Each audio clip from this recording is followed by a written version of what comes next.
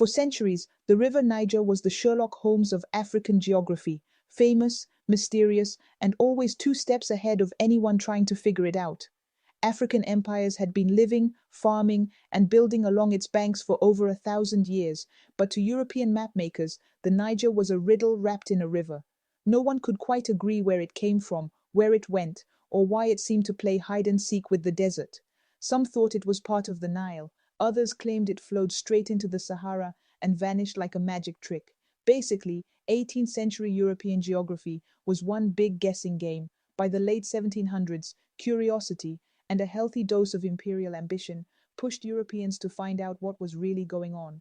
In 1795, a young Scottish explorer named Mungo Park set out from the Gambia to follow whispers of a great river deep in the African interior. After months of hunger, heat, and being robbed several times, Park finally saw it, the majestic Niger flowing eastward. This single moment shattered centuries of confusion. The river wasn't the Nile's secret twin after all. It had its own identity.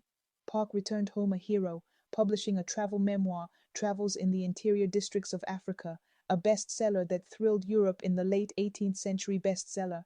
So naturally, he went back for round two in 1805, and this time things didn't go so well.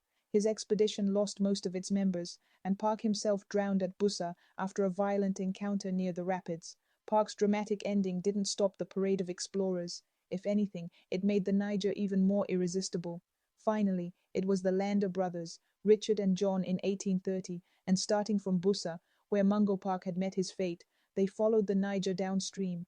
When they reached the Atlantic, they proved once and for all that the river really did flow into the Gulf of Guinea through the Niger Delta.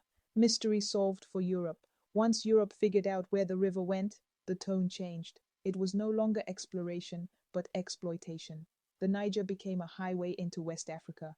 The British sent trading missions, later establishing the Royal Niger Company under George Goldie, which controlled vast stretches of river trade, and eventually what became Nigeria.